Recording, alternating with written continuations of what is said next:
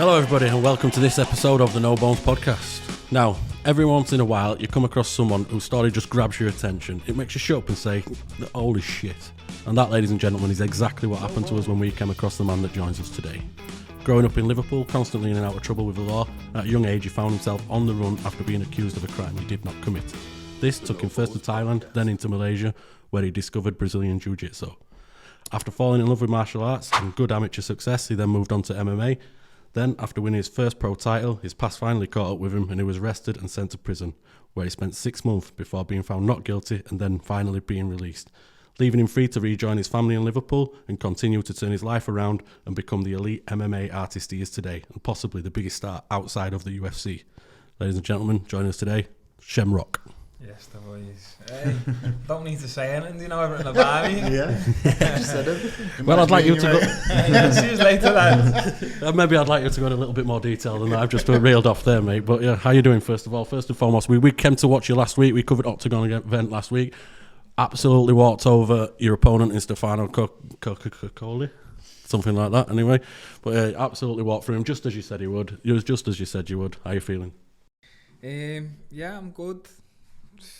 It's mad because it was only last weekend, but I don't know why. It feels like 4 weeks ago now. Yeah. Got out fresh, as everyone can see. That's it. Good to go again, and hopefully I'll get to go again soon. Not much recovery time needed, man, no?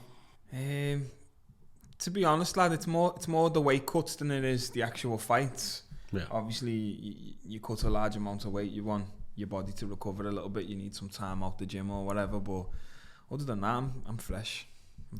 We all agree, I speak for all three of us. It was an impressive fight that you had last week, and we will get on to what's doing next and what's happening in Oktagon in just a little bit. But first, we want to touch on your story, man, because it's an inspirational story. It's a great story for anyone who's unaware or unheard of what Shem's been through and what he's going through still turning around. It's a lovely story away, man. It's all good, yeah. He started out as a young boy in Liverpool. You know, I'll let you take it away, bro. It's mad, like, fucking... It's a story to everyone else, but to me, it's just my life, isn't it? It's just, yeah, I suppose I suppose it's weird when something you had to do, yeah. Yeah. It's where do we start? Fucking... Obviously, I never had no plans or no aspirations to be a mixed martial artist and to be an MMA fighter where I am now and doing what I'm doing.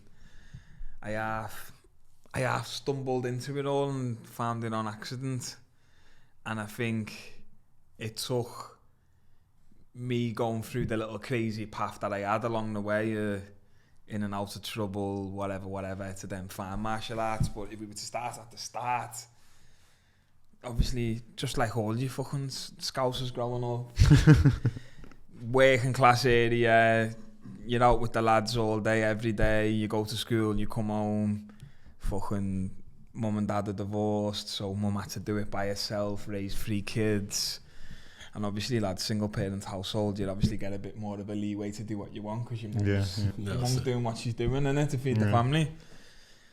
That's it. I mean, it's not too far distance from us. I mean, we both grew up on a council estate. Rich grew up in Lithuania, so we've got, we've all got some of him. Yeah, it's the same shit, just in a different area, lad, isn't it? Yeah. It is, and I know I've seen your story before. You were like, doing little petty stuff and that, you know what I mean, selling a bit of weed and stuff like that. We've all dabbled from time to time and that, but then you got accused of a more serious crime, an aggravated burglary, right? Yeah, something that you didn't commit. Yeah, I'd say that's where, if I was to start the journey off in terms of like where I am now and what I do now, I'd say that's where it obviously started. I was wanted when I was younger for a crime that I didn't commit, an aggravated burglary. I ended up getting arrested for that crime, getting bail, and once I'd got bail, my solicitor rang me like, the police have made a mistake, they weren't meant to bail you. Can you come back to the police station? They're going to remand you into custody. Yeah, and of course you packed up all your shit and went straight back. I've been about 18 years of age or something, and I've heard that and thought, fuck, I'm not going to jail for no crime I didn't commit. And that's got me head down and woke up in the morning and was gone, lad. So you were 18 then? Yeah, I think 18, I was about 18, 18, 19, yeah, 18 when I first left, yeah. But I don't really understand how they can make a mistake. So they let you, they give you a bail. They let you they let them bail you out, and they do. Your mom or who I don't know who did it, and then it was a bit of a mad one because when I got arrested, I was on a police chase. I was on the back of a motorbike with my mate, and we must have went on it was like a 15-hour chase, a 12-hour chase. So you were out of juice. we were pulling up to the petty stations and filling up and just kept going. Or we'd ring someone and be like, come out with a petty can and fill it up in the field and just keep going. And they had the helicopter over us.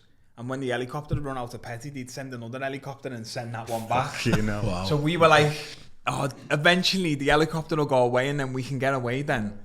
And after 15 hours or something it was, the bike just started fucking giving up on us. The bike gave up.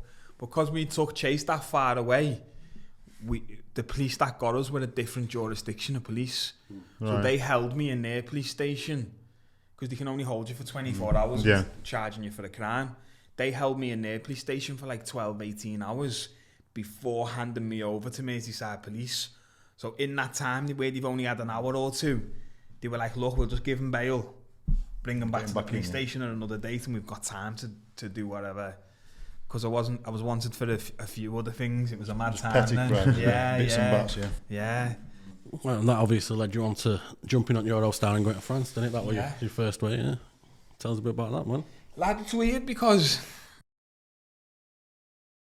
when I chose to run, in my head, I'm thinking, fuck, I don't trust these cunts to do me no justice.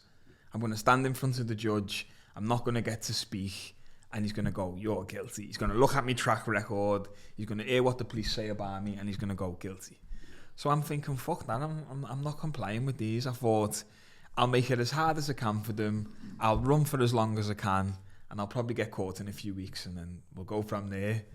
So when I've gone to jump on the Eurostar, I'm not even thinking I'm going to get past that immigration phase. Yeah. And then I've obviously got on the Eurostar, got off in France, and I'm like, oh shit, I'm in France here. I'm 18, I'm on my own, I'm in France, man. I didn't think I'd get this far. And then from France, I've gone to Thailand. And then I'm in Thailand and I'm thinking, yeah, they'll come and get me in a week or two. They'll Yeah. Was that something that you thought of beforehand when you left and jumped on Eurostar to go to France? Was that something you thought of to get to Asia, to get to East, that or were you just sort of following your nose and winging it? I knew I wanted to get to Asia. My older brother was already out in Asia. I didn't want to go where he was and bring no trouble because he's a working man and that. Okay. I didn't want to bring no trouble to him, so I was like, I'll go to Thailand, stay by myself. If anything happens, it's only on me. Fair and if enough. nothing comes, then I'll jump to where my brother is because he's only next door in the next country. Okay. So that was the thought. But really, I was thinking I'm not going to last more than 2 weeks. I thought I'd get stopped at some airport or at some border or. Yeah. And that turned into what, 8, 9 years, was it? Yeah, it turned into about 10 years. I think I'd done about 6 to 8 months, maybe a bit longer in Thailand. And then once I seen like these cunts aren't coming for me, yeah, then I went to Malaysia. I spent a long time in Malaysia, and then from Malaysia to Ireland. So I'd say over all of them, it was probably about 10 years. Yeah, probably about 10 years. Yeah. How is it to live in Asia? Lad, it's boss, you know. Yeah. Bosh? Boss. Yeah, boss. Oh, boss. Yeah, it's good. Like, it was my first real experience living abroad. Yeah. I only ever knew Liverpool. Liverpool's the best place in the world. Yeah. Scousers are reluctant to leave, man, aren't they? Yeah. But lad, then when you go outside and you see different cultures and you see different way of life, and lad, it was good, man. The quality of the life that you live out there for the money you pay. Yeah. It's 10 times what you get in the Both UK. Malaysia and Thailand. Yeah. Yeah. Yeah. What sort of stuff did you do? Were you just earning money from MMA, or were you doing odd jobs and were you labouring or stuff like that? You know, I've got a few of my mates that have just upped and fucked off and gone, you know, just doing random jobs and shit. Is that which way you went? Or? So at first, I've obviously come out there with a bit of savings around me, whatever, so I can survive. At first, it's just like I'm living like I'm on holiday. So I weren't really thinking about how long can this money stretch me out. Well, yeah, I suppose as you say, you only thought you had to be out there for a couple of weeks, didn't you? Just fucking live it large for a couple of weeks and that's it. But yeah, and then I don't know, like obviously I fell in love with martial arts. I ended up finding jiu-jitsu. What, like you just walking down the street one day and just bump? Lad, it was mad because in Malaysia, every 90 days I've got to do a visa run, so I have to fly to a new country and fly back to get another stamp in my passport. Or I have to buy a visa, but they're dodgy. You have to fucking... And at first I was like, fuck it, I'll just do my flights, and every time I get to see a new country. I went on a visa run to Singapore, and then I remember when I was walking down the street, I just seen this one big massive glass window, and when I looked in, there was loads of people in the gi grappling with each other.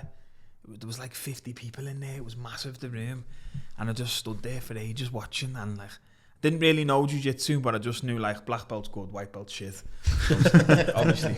So I'm standing there watching all the black belts just fuck people up and that, and I'm thinking, wow, this is sick. This stuck with me for ages in my head. Obviously, I've always watched the UFC, always enjoyed that stuff. Yeah. When I've gone back now to Malaysia, I'm walking down the street and I seen a sign, jiu-jitsu. And I'm like, yeah, that's what they were doing in there. Bounced in, tried it my first ever time, and that was it. Fell in love with it straight away. I had the bug, lad. I had the bug. I was in the gym 3 times a day, 7 days a week for the first 12 months. It probably went against me because I got a few injuries, but in that time, like to answer your question then, I'm just competing. I'm doing every competition I can, traveling around all Southeast Asia. I went to UAE, done the World Championships, represented Great Britain.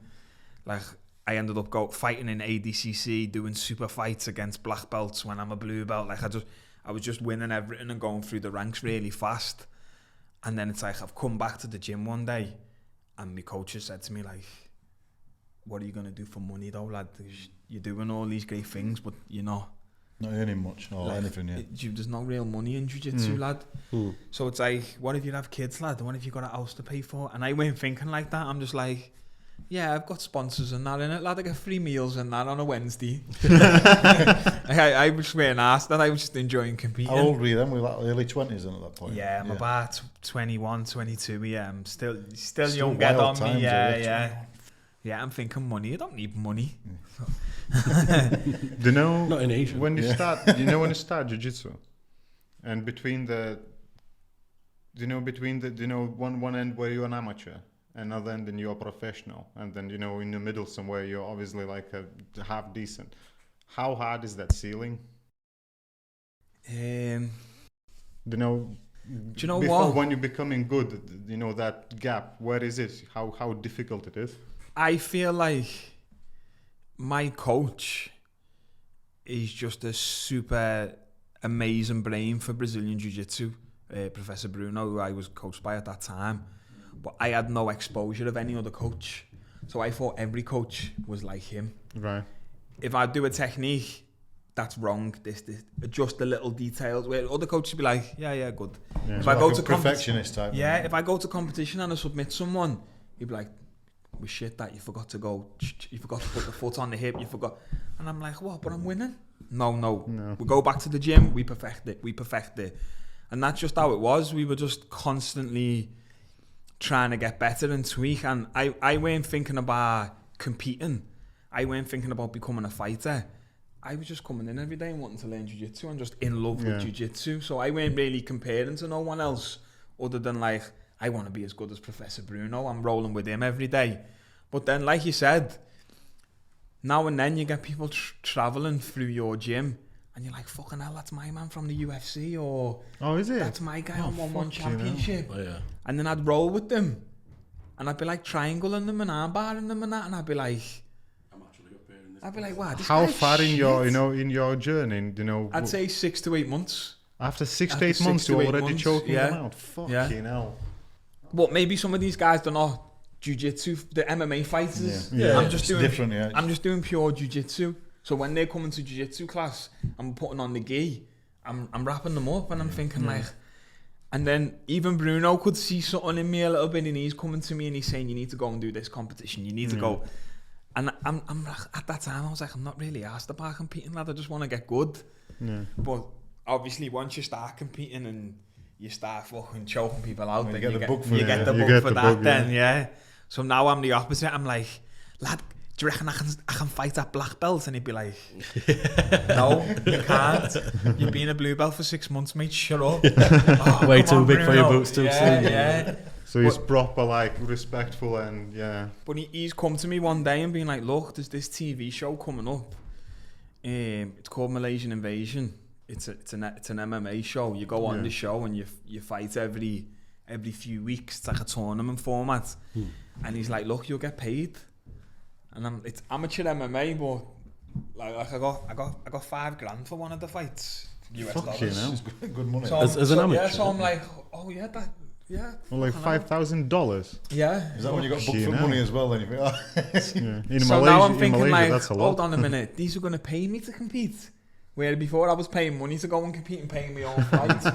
So I'm thinking, yeah, this is well better actually. What's this MMA thing about? Let me have a crack at this. Gone to my first fight, took the guy down and submitted him. And then I remember, like after the fight, thinking like, lad, he didn't have any jiu-jitsu in him.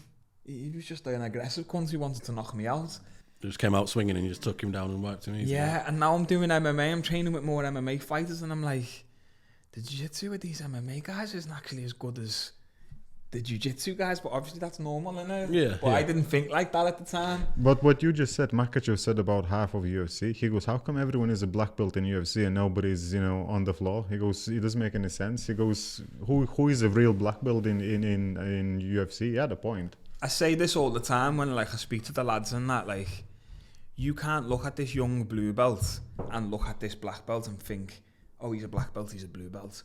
This young blue belt coming in the gym every day, training 3 times a day, only doing jiu-jitsu, is much more scarier than this black belt who trains 3 times a week, but he's been doing it for 15, 20 years. Yeah. Absolutely. It's not about the time. It's about the time spent on the mat. He's in there every single day, racking up day after day. You're in there 3 times a week, missing sessions. Going, An hour there, yeah. It doesn't add up the same, lad.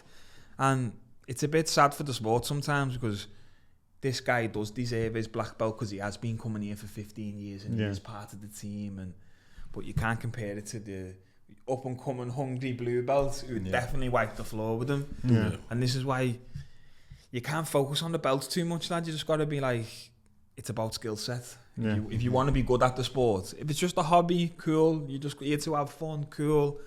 But if this is like, you want to be great at jiu-jitsu, you want to be great at any martial art, you can't be looking at the ranking system. I think it's just a guideline. Will it depend who gives you the belt as well? What? Yeah, obviously every school's going to be different in it. Some coaches give it early, some coaches give it late. Some coaches are going to give it based more on skill. Some coaches are going to give it based more on time. And not only that, you see people winning fights in MMA and getting promoted. Like Pereira knocked out Hill and got his black belt. Yeah. I was like, wow. I don't fancy telling him about he can have it for us. But at the same time, you can't tell me that Glover's not a legit black belt and not a legit coach because he is a world class fucking yeah. So it's just one of them, innit? Right, and that eventually took you on. You'd won these tournaments at amateur, and then it eventually took you on to an opportunity in Ireland, right? So, I've won the Malaysian Invasion tournament. The whole thing, yeah? Yeah, I won the whole thing. After that, it was kind of hard for me to find fights. No one really wanted to fight this boring grappler who just takes people down. Everyone wants to stand and bang. For fear of losing their record themselves, like for the zeros and stuff like that, yeah?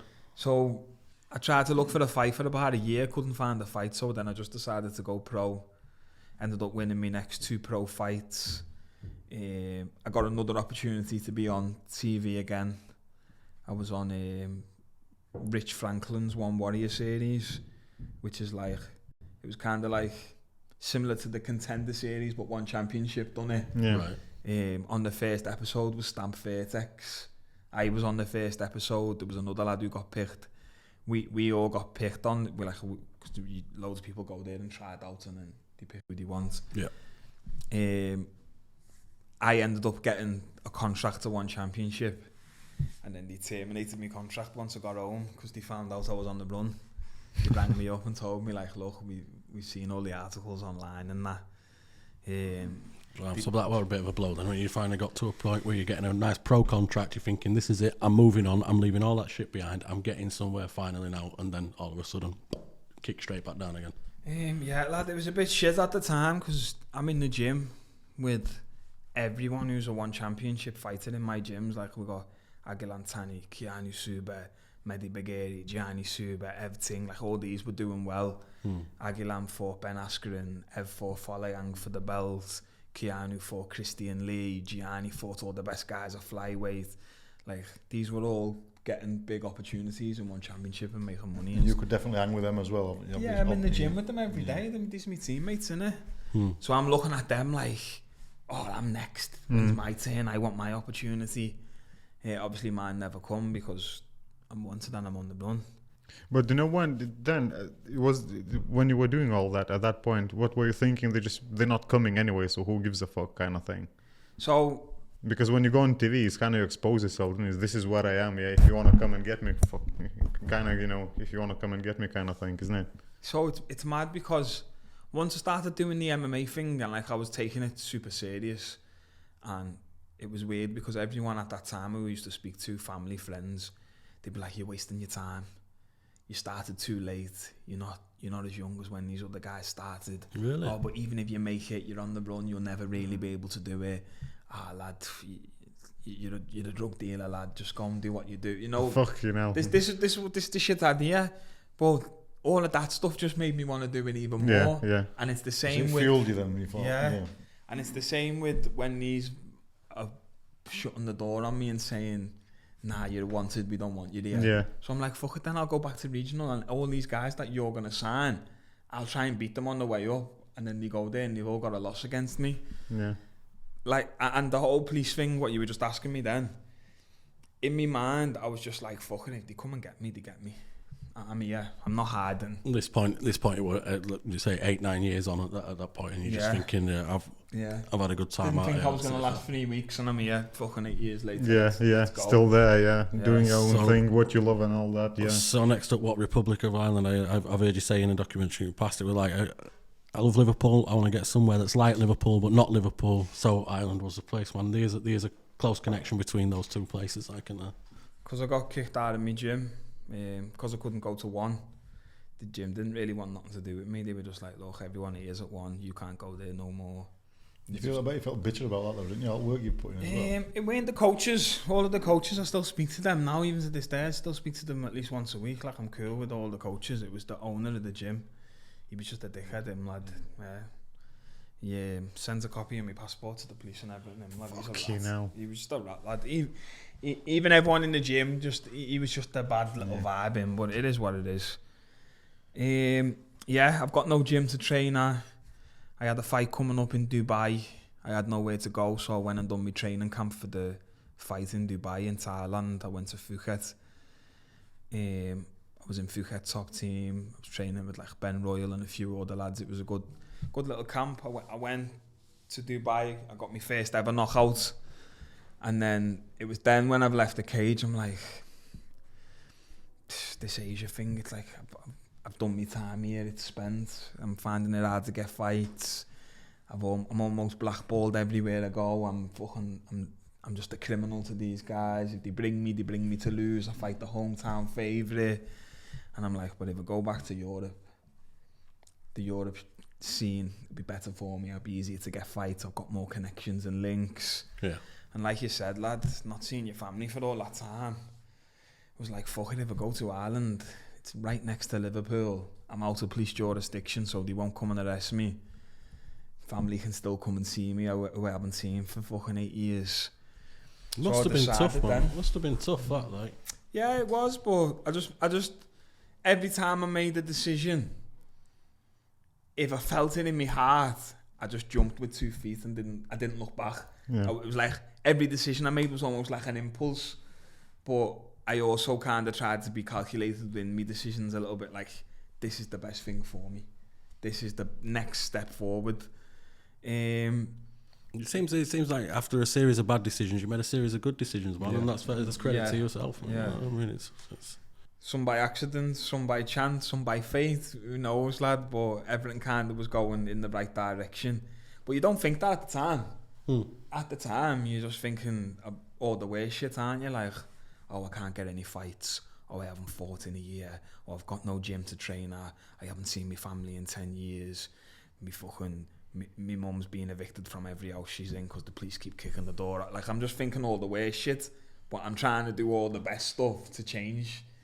Do you know? It's definitely character building all that though. Yeah, of course, like that. Do you know police had a bit of excuse me? Do you know police had a bit of a like in for you because you definitely. said from very early days, even when you were still, when you were not basically not convicted is the wrong word, but before they charge you with a robbery, even before that, when you stopped basically doing any dodgy stuff and you went back to school, you said college, I think, didn't you? Yeah, they got me kicked out, the little rats. Yeah, they would still keep coming and kicking doors in, didn't they? Yeah. So that seems to me like they just had it in for you. It's one of them, like I can sit here and cry, but I also did do bad things. Yeah. So I get why they didn't like me, and I get that they had a fucking vendetta against me.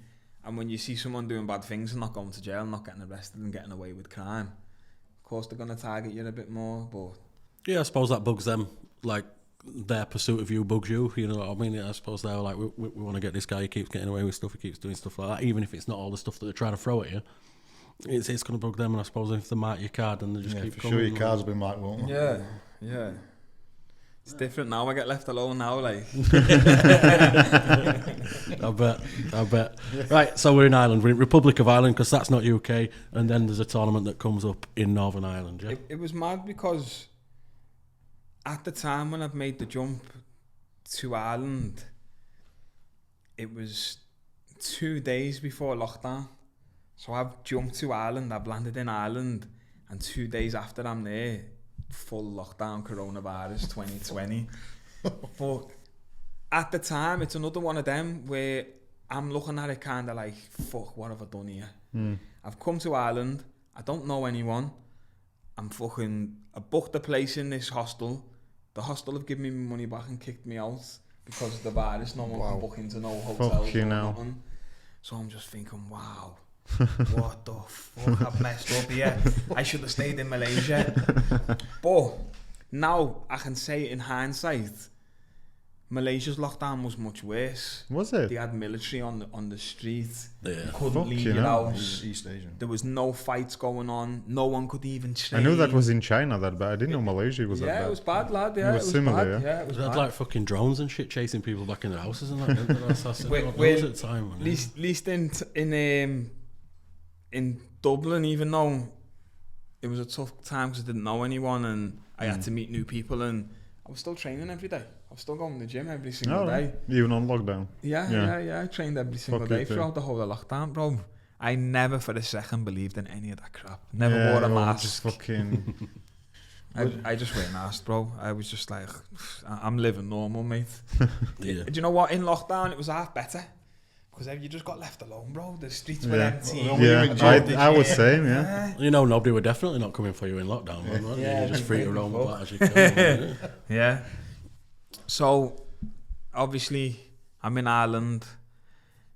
Where do you think to train when you go to Ireland if you don't know anywhere? You think, McGregor, I'll go and train with them, man, and that.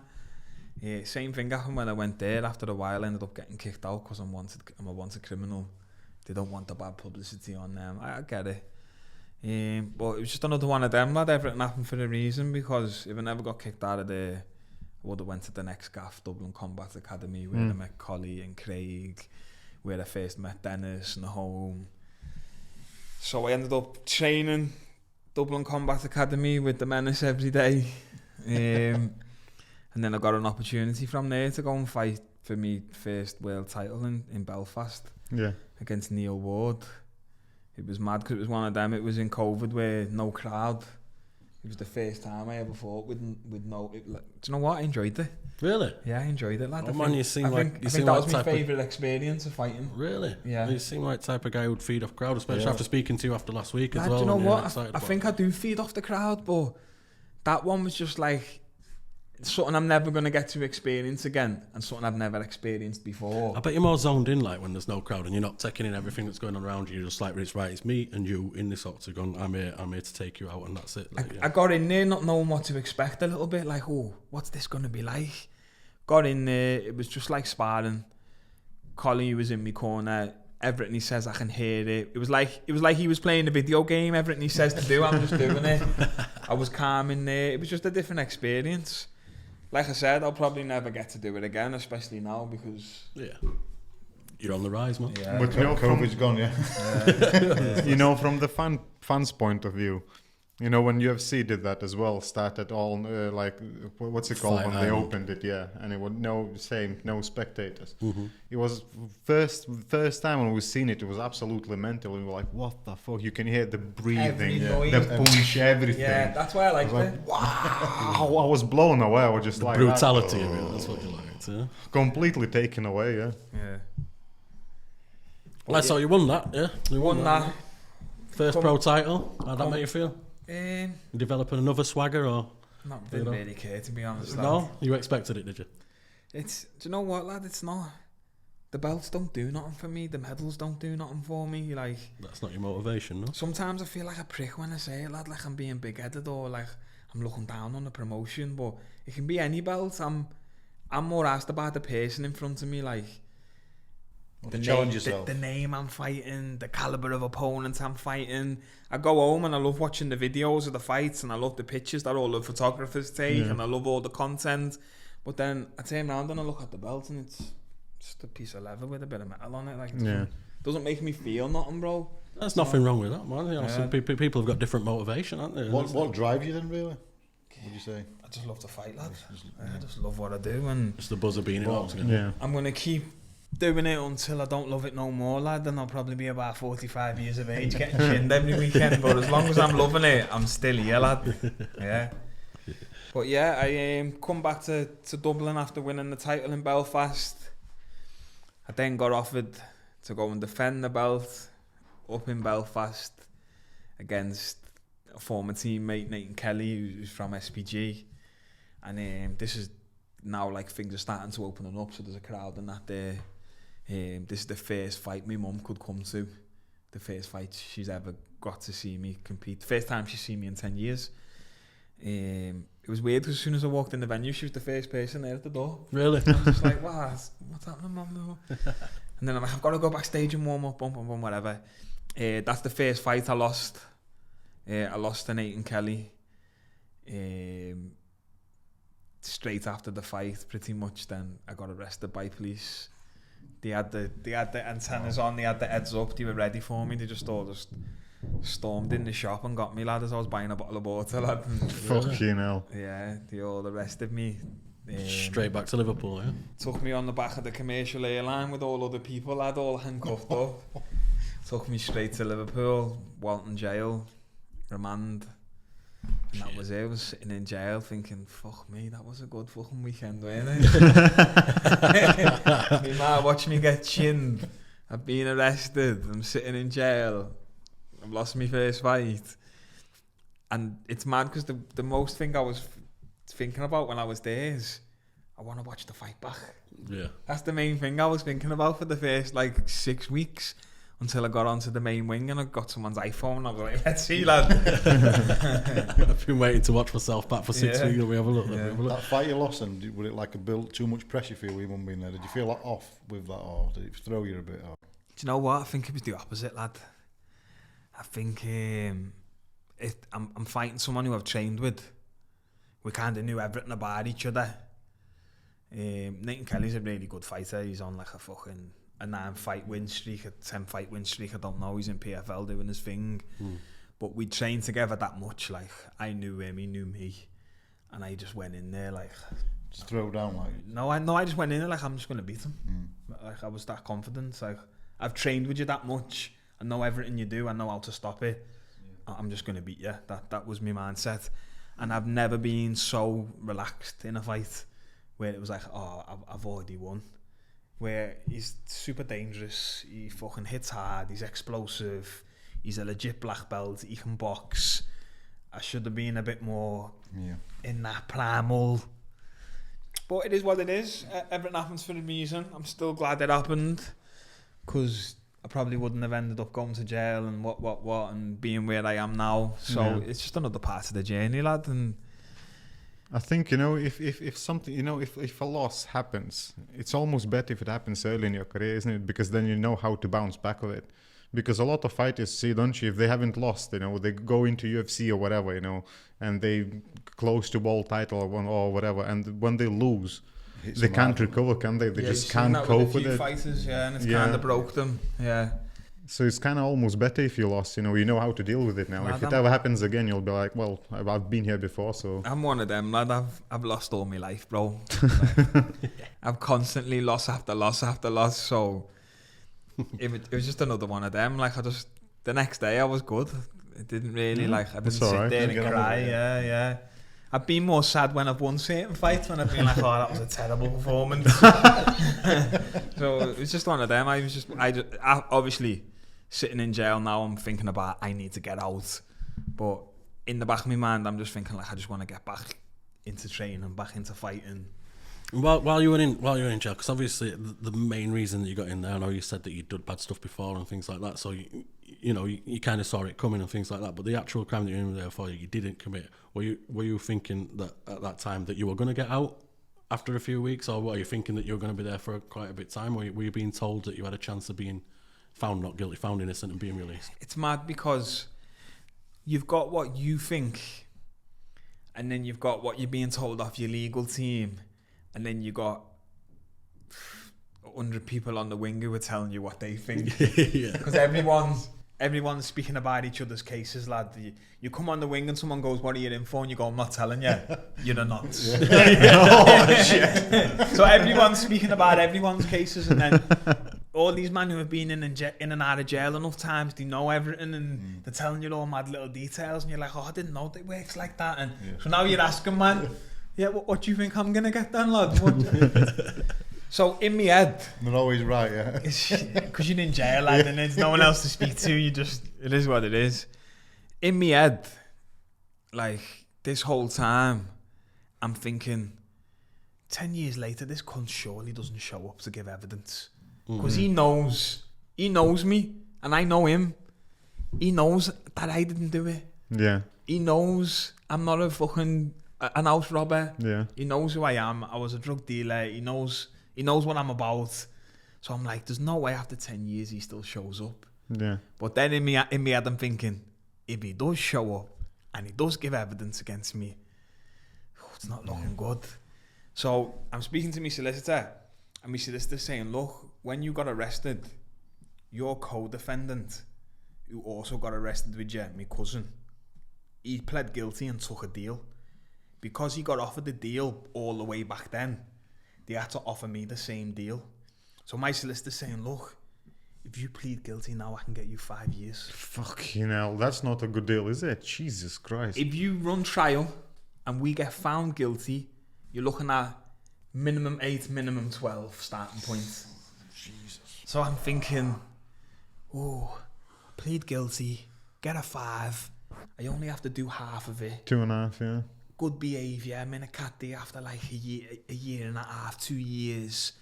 Yeah, I start getting home leaves in a year and a half. Seriously considering it. And then I've just sat there like, whoa, what am I on about? I know I didn't do it. Why am I sitting here thinking, yeah, we'll take the deal because it's the quickest way out? Yeah. I thought to myself, let's say worst case, I can get home leave and maybe train 3 times a week after the year and a half. Would my career be over? A year and a half of sitting in jail. Yeah. No good food. Then getting out. I'm on licence. I got to finish my licence. I can't leave the country. Yeah. At this point, you're what, 27? Yeah. I thought, my career's over, mate. If The career is 100% if I plead guilty, over. my Yeah. career's over. Yeah. And then I went, if I plead not guilty, if I get found guilty, my career's over. But if I get found not guilty, I'm back where I started. I'm on track. So I thought, I would rather go not guilty and get found guilty and go, well, I went for it. I tried. Than just take that deal. That takes balls to do that, isn't it? It takes fucking hell. It takes balls to do that. Do you know what it was? Right before me court case, I'm in the custody cells now. We're about to run trial. Halfway through the trial, we've come down. I've spoke to my solicitor, and she's like, "Look, this is your last chance now to take the deal." She wanted you to take the deal. I'm basically. saying, "What do you think?" She's like, "This is your last chance to take the deal." Yeah. She wouldn't tell me it's my last chance to take the deal. We shouldn't take the deal, and then so I'm sitting there thinking, "Fuck." I'm in the cell now with these other 2 kids. They're both on a murder trial. I've come back and I'm just stressed. And he's been like, "What's up, lad?" And I've told him, and he's gone like, "What? 5 years?" He's like, "Lad, take the deal, you idiot." Yeah. He's like, "Bro, take the deal. Otherwise, you're going to get a 12, 15 years. Aggravated burglary's a big charge." So I'm like, "Fuck it, I'll take the deal. Fuck it. I'm going to take the deal." Press the buzzer. Called for the guy to come and get me to take me back to my solicitor. Just as I'm about to walk out the door, he goes, "But if you take that deal, you'll never know." Fuck. And now I'm like, I'm standing there like, what? So if I take this deal now and I walk out and I do me 5 years, I'll still be sitting there going, "Oh, what would have happened if I would have ran trial? Yeah. Would I have beat that? Would Especially I have won? if your career's Where over would as my well. career be now?" And I thought, the guy come to me cell and I said, "It's all right, mate, go away." But he had you going for a while, didn't he? Yeah, that was close. That was close. But then I just thought, that's not me, lad. I'm a all or nothing. I'm going for it 100%. If I win, we done it. If not, you've been fighting quite literally for the last fucking 8-9 years, man. You might as well keep fighting now. So you got to your court date. Did he show up? Did he give evidence? Of course he showed up, lad. He was behind this little curtain, lad. I couldn't see him, but the rest of the courtroom could see him. And I just thought, lad, you scummy bastard, lad. And he knew that you weren't there. He knew that you was innocent of that crime. He fucked up because 10 years had gone by and he must have not once read his original statement. I'm sitting in jail every single day reading his statement. I read his statement every single day. He made 3 separate statements. The story changed in the statement twice. But for some reason, the police still believed the statement. He said I wasn't there, then he said I was there.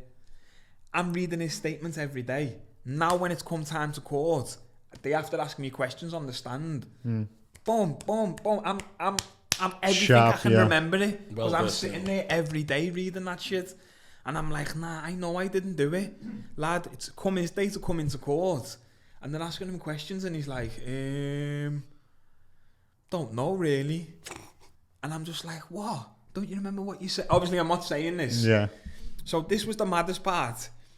So they've been like, when Shemrock's come to your house, how did they enter your house? And he's been like, oh, I just had the door unlocked. And they're like, so you're telling me the day previous, someone had kicked his door off and robbed him for all his drugs. But the next night, you slept with your door unlocked and felt safe. And he went, yeah, I did, yeah. And then this is the part that threw me off. They've gone, so when Shemrock's come into your house, what did he have on? And he went, he had on a balaclava. And he went, okay, next question. Then my solicitor's gone, when Shemrock come into your house because you had the door unlocked, what type of vibe was the environment? And he goes, we were just on a chilling vibe, really. And I've gone, what? You just said I walked in with a balaclava. Sitting there with a balaclava, I'm just sitting there with a conversation. balaclava, chilling with you, lad. I just thought, wow, he's fucked up here. They've said, when the guy had the balaclava, how did you know it was Shemrock? And he went, because he pulled down his balaclava to smoke a cigarette. I've never smoked a cigarette in my life. And I'm thinking like, wow, he's just saying anything here. Bet your internal monologue at this point is going, thank fuck I did not take that deal, man, because this clown has not got a clue. I actually called someone to the stand that knows me and knows him. Mm-hmm. He said in his statement, he didn't know who I was and he'd never met me before. Wow. This guy's come to court and said, I've been in a party with you and I've been in a party with you. I know you for at least 3 years. As soon as I'm hearing all this, I'm just said, boys, it's done. I'm going home. I said, it's over. They've sent me back to the cells. They've called me back. When I've gone down to the cells, like, court's finished. So he's like, lad, you're going to be coming back tomorrow because it takes the jury ages to make a decision. I'm like, oh, I can't be arsed with another full day of court. Lad, they called me back 10-20 minutes later, come back up, not guilty, unanimous. Fuck. Fucking Just hell. like that. Just like that, walked out of court. But that was Didn't some even feeling, go back to wasn't the it? jail. Some feeling that was. Yeah. I bet jury were listening thinking, what the fuck is that kid on? Fucking hell. Yeah, he had a balaclava and we were chilling.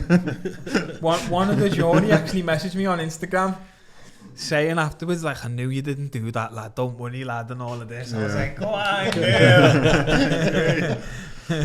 Happy days, happy days. So then at that point, then you are now free to come back to Liverpool, to your family, to the guys that you've missed and been away from for so many years.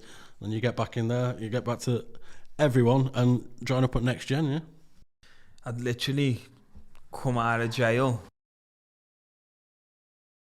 went to JD, bought a trachea trainees, next fucking day straight into Next Gen, and I'm back on the match training. Terribly out of shape, throwing up everywhere on my first session with a big smile on my face. Over at Moon, but absolutely still fucked it. enjoying it. Yeah, I was just made up to just be fucking back, free, being able to be in the city of Liverpool after 10 years of not being here, being able to see my family. Being home, fucking yeah, hell. lad, yeah. And being in one of the country's most renowned and one of the best gyms that there is in this Yeah. country to be learning MMA, yeah? Lad, it felt unreal at first. It was like I didn't really believe it at first. It was like, what? Even like just getting around the city at first was just like everything's changed. It was mad, lad. It was mad. Having a couple of moment stuff is fucking after 10 years. Yeah. You can't explain it, lad, but So did you settle in straight away at Next Gen? Did it make you feel at home immediately? We're all guys there, all top quality fighters that are there, and obviously there's going to be a scale from amateurs, some kids all the way up to top at top. We all know some guys that are there. there's a lot of people who were in the room who I'd already been speaking to for years. So it was just inevitable that we linked up as well. I'd been obviously watching the whole UK MMA scene, so I've been following everyone's career closely, and then to walk in the gym and get to train with them all. It was like I was already part of the team, lad, because I'd known that many people already, and Paddy, Molly, Nathan, Rimmer, like I've already spoke to them all before for years. You So I started, just you started slotted rolling in. with Paddy straight away, didn't you? Paddy was in America at first. All right, Yeah, he was in America, and then as soon as he come back, yeah, we just fucking having a go straight away. straight away. Why not? And how long was it after that Oktagon then got in touch? I done a fight in London for the title against Harry Davies. I done a fight in FCC in Bolton against Lefty for the title. And then straight after the Lefty fight, I wanted a quick turnover, and I was actually supposed to fight your man Agdi Sadari on Cage Warriors on the New Year show. Right. And for some reason, lad, that just never happened. It fell through. And then Oktagon come. And then when Oktagon come, I was like, actually, I'm glad that never happened. This is a good little... Yes, timing worked out. Yeah, Yeah, it just worked out perfect. And I feel like my path's always been a bit weird, lad. I've always fought in mad places against mad people. I've been in Asia, I've been in Ireland. And this was just another little part of the journey in like now Central Europe and fighting all these other cats that I'd never heard of. I'm now researching and watching them all. I seen how big the shows was, and I just thought, yeah, do you know what? This is me. And look at me now. So it was definitely the best path, the best option. Yeah. But it's an impressive organisation. As I said, just last week we were there covering Birmingham Octagon 56 event, and it is growing. It's definitely growing, isn't it? I mean, I asked owners a question there about is it growing as quick as they'd hoped in UK, and they did say it's not growing as quick as they hoped. But if you look in places like say in Central Europe and stuff like that, Germany, Czechoslovakia, and Slovakia and stuff like that, it's absolutely massive, isn't it? It's absolutely booming. Is that? Yeah. And you sit there now after a couple of fights, one that got cancelled, ranked at number 5 at lightweight. You know, making your way up them rankings, making yourself heard, making yourself seen, and you've got a 4-fight contract at the moment. Where do you want to be at the end of that? Are you looking for? I know you said you're not that bothered about the straps and stuff like that, but are you wanting to get there? Because that might want to lead on to other things, maybe.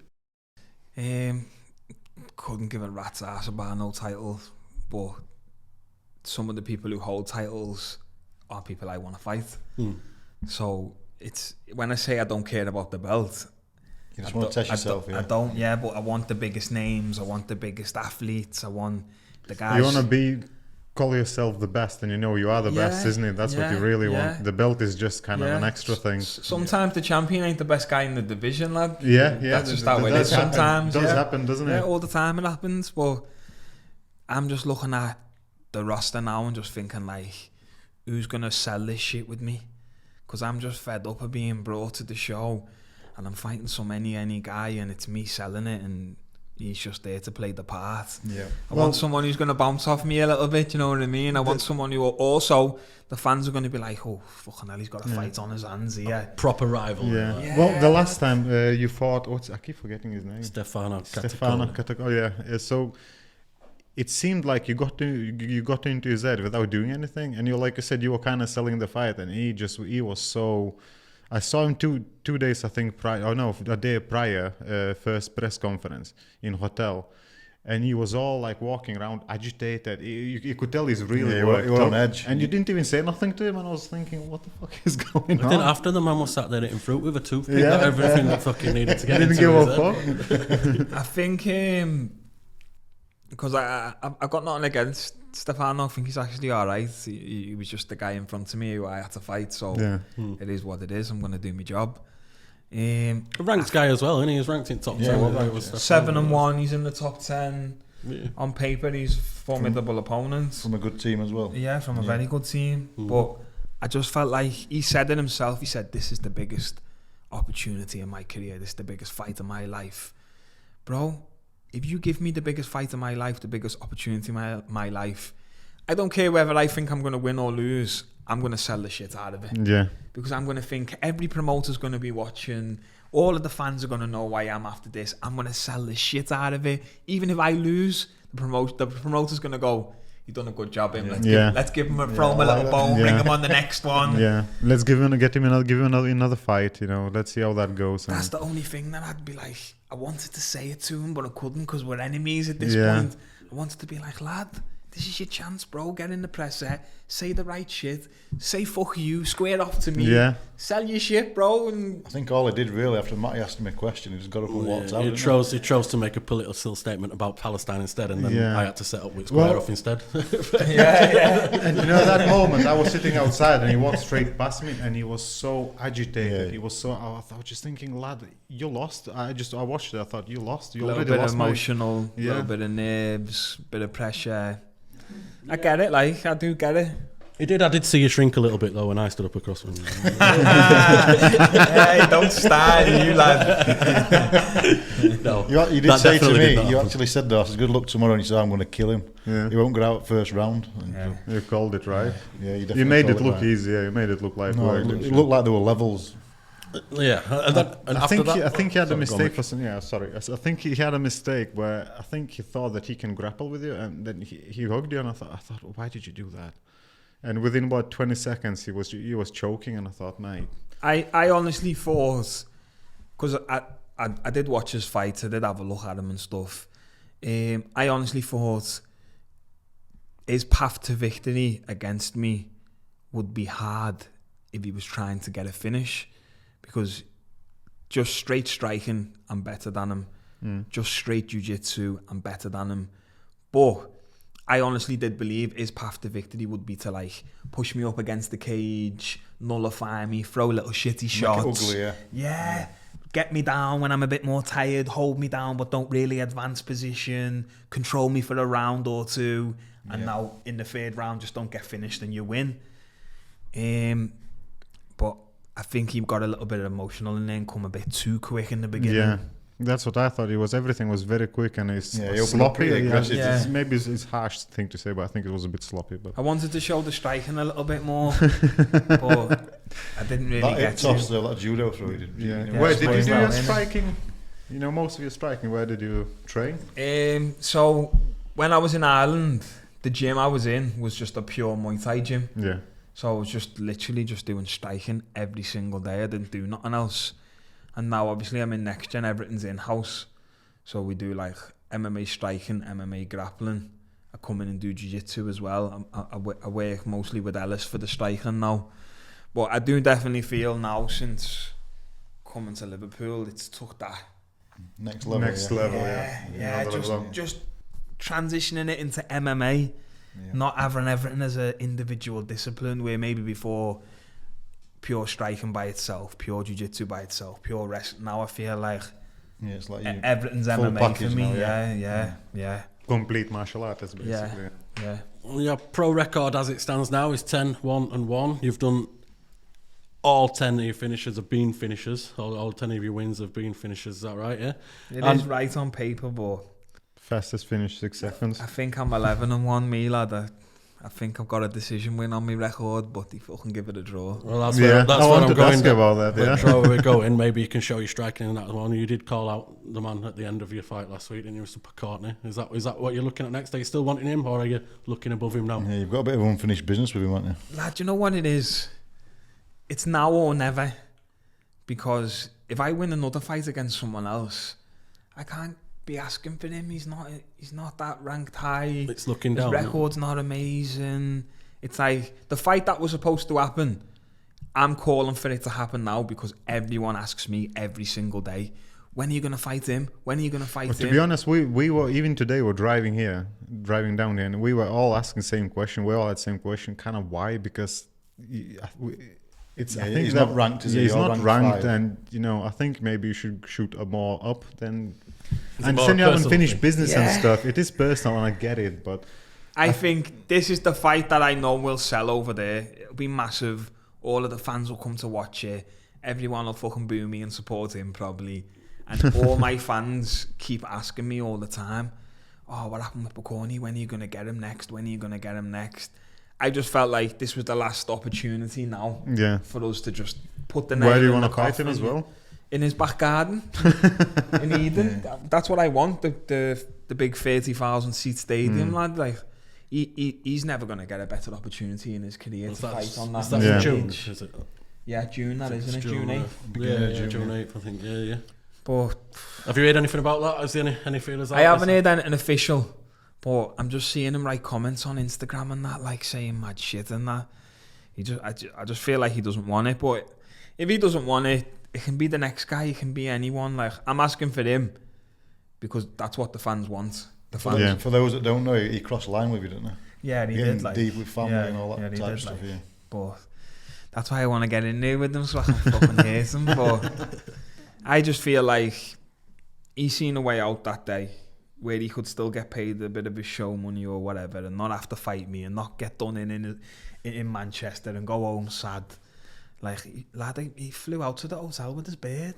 Like, where's your corner, man, lad? I think he just knew, like, fuck it. It is what it is, in and out. Yeah. So without cornerman, how does that work? Maybe his cornerman come the next day or something, I don't know, but I seen him in the hotel, just him and his beard, and I'm like, where's his team? You didn't think he had no intention of fighting, like, no? I don't know, lad. I just think he's a pussy, bro, because look, I know this for a fact on my life. If you kick me at the weigh-in and injure me, bro, I'm coming that next day to kill you, bro. Yeah. I'm coming that next day to hate you, lad. When you've gone through a full camp though and shit, you know what I mean? You're getting yourself ready. Yeah, for that's something another like that, thing, just isn't it? take You've such gone a through cheap shot. Well, after grueling weighing 8, that? 10 weeks, whatever. Yeah. After weighing as well. Yeah, right after the weigh-in. I bet you were fuming, weren't you? Lad, Still is, man. Yeah. you know what it is? When I've weighed in, I was 800 gram overweight. So after all that happened at the weigh-in, it kicked off, everything's happened, and now I'm like, I'm going upstairs to cut this extra 800 gram. And my manager at the time's like, look, I've just spoke to them. If you don't cut the weight now, the fight's off. He will not fight you while you're 800 gram overweight. He refuses it. But if you go upstairs now and cut this 800 gram, the fight's back on. So I'm like, come on then. I've gone upstairs, jumped back in the bath, cut the 800 gram, come down, weighed in. His mate, some random guy, was standing there, watched me on the scale, and was like, oh yeah, okay, he's on. So I'm thinking, yeah, the fight's back on. It's not till the next morning I'm hitting pads, getting me a little shakeout in the morning. I've come back to my room, and as I've come to my room, my manager's there, Collie's there, Dennis is there, my cameraman's there, and everyone's just looking at me and they're all just like... Yeah, you've done all and I this just fucking knew, work. I just said, no. I said, he's pulled out, hasn't he? And they're like, yeah, they're saying he's broke his ribs. He said he broke his ribs and that's why he couldn't fight. They said afterwards they're going to get him an x-ray. He's going to see the doctor when he gets back to his own country. I never seen no x-ray. He never broke no ribs, mate. I've kicked many of people in my time, lad, and I know that was all soft. It was all on the liver. He just didn't want to be in there, lad. If somebody's moaning about 800 grams, because we interviewed few people now, and they all say the same thing, they don't give a fuck about that extra weight. Isn't it, lad? Yeah, Oscar, somebody weighed in 3.5 kilos over. He's like, yeah, extra cash for me. Yeah, He's rubbing like, his hands literally, together, he was Oscar, rubbing what? his hands rather than thinking, oh shit. I offered him the extra money not to make the 800 gram. I said, I'll give you an extra 20% now then. Yeah. And he said, nah. Really? Cut the weight. Yeah, that's So he it's didn't okay, want it then to I'll fight. cut Yeah, it. you're right. I think you might be right in here. I think he just didn't want to be there, bro. Yeah. Well, if that's the guy that you want, mate, and you want that revenge, so to speak, and you want to make things right there, I hope you get it, pal. I do. I hope you get it, and I hope you get it somewhere big, and I hope people stand up and take notice when you take him out, man. Definitely do. And then, you know, where might we see you go after that? Are you looking at Champions League? You know what I mean? Are you looking all the way to the top, or are you just taking it day by day? What happens? What happens? Obviously, lad, I'm a prize fighter. I'm here for the highest bidder. I'm here to look after my family, better my family's life. But who knows what could happen in the future? Like, I'm never gonna shut no doors on no one. But I'm happy with Oktagon. I'm happy to be an Oktagon fighter. Oktagon are obviously doing amazing with all the promotion stuff, looking after me. Yeah. And there's still some cunts on the roster that still need to catch some hands off Shemrock. So we've got time, lad, and we've got a few names to chase. Number 5's good, man, but it can be better, can't it? I'm not number 5, I'm number 1, 2, 3, 4, I'm all of them. I think earlier on you made a statement, sometimes the champion is not the best man. Get me? Yeah, and you've got your own weight as well, Shem weight. So Hey, I don't think you'll see me at Shem weight for a while now, though. Well, I mean, it's been an absolute pleasure, mate, and I think I speak for all of us when we say we wish you the absolute best going forward, whether it's in Octagon, whether it's in UFC, whether it's in WW fucking or whatever it is, mate. You've got that personality that'll shine through. You're going to have a fan base. You're going to have a lot of people that's going to jump on you, like we have when we came across you and we were interested in coming to watch you last week. We did, enjoyed it. I'm absolutely over the moon that you've agreed to come onto this today and tell us your amazing story, which I think a lot of people will grip, my man. You tell it well. Yeah. You're a charming guy, man. You're a good fighter. You're a good grappler. Nice. You're elite. Sorry. Elite. We've got to remember that. Elite grappler. Elite. And we appreciate the hell out of you coming onto this, bro. Thank you very much. Cheers. Well, thank you to everybody listening. Cheers, don't forget to follow, subscribe on all the channels and everywhere we are. YouTube, Spotify, Instagram, Facebook, everywhere. Don't forget, follow Mr. Shemrock. Keep an eye on him because this guy is going places. From me, Matt. Cheers. From you, Rich. Cheers. Thank you.